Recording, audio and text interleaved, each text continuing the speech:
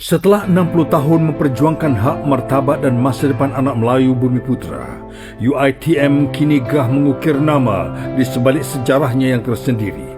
Lakaran sejarah UiTM bermula dengan tertubuhnya Dewan Latihan Reda pada tahun 1956, hasil cetusan oleh Perdana Menteri Malaysia yang kedua, iaitu Allahyarham Tun Abdul Razak, dengan matlamat untuk mengubah nasib anak bangsa melalui pemindahan ilmu.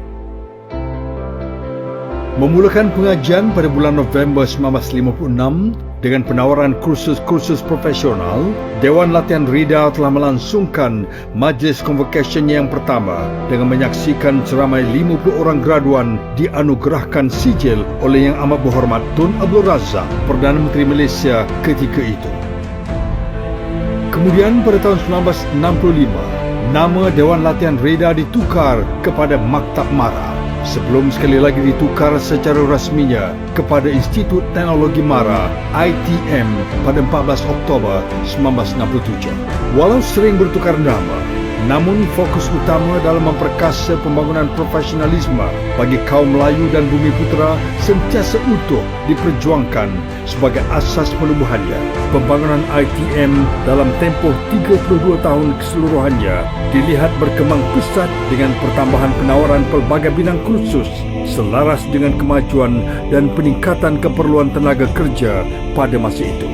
Walau sering bertukar nama, namun fokus utama dalam memperkasa pembangunan profesionalisme bagi kaum Melayu dan Bumiputera sentiasa utuh diperjuangkan sebagai asas penubuhannya.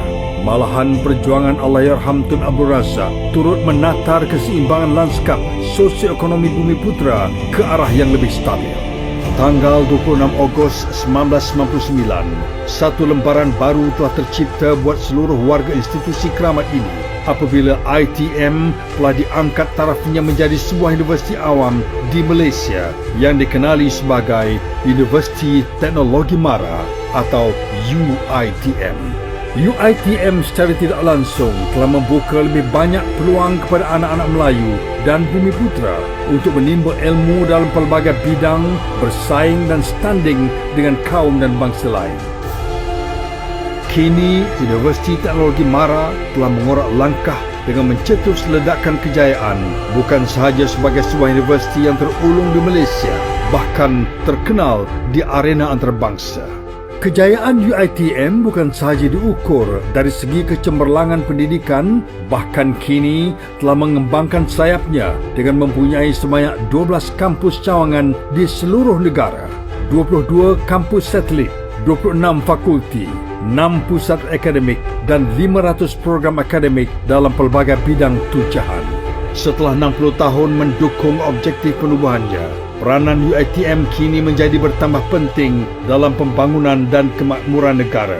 Selaras dengan misi dan visi UiTM untuk menjadi sebuah universiti unggul berteraskan keserjanaan bagi menerajui dinamisme Bumiputera dalam semua bidang profesional bertaraf dunia.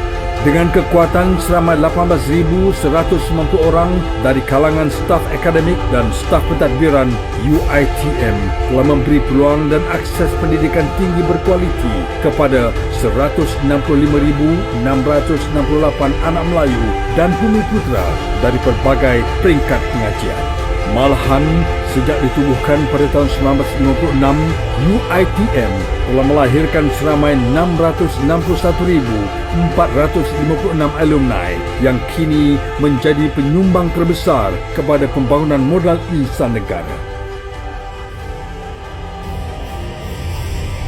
Dengan segala perancangan dan agenda yang telah dirancang serta dilaksanakan, UiTM akan terus memperjuang masa depan anak bangsa dan menerajui kecemerlangan pendidikan tinggi negara agar standing universiti tersohor lain di dunia.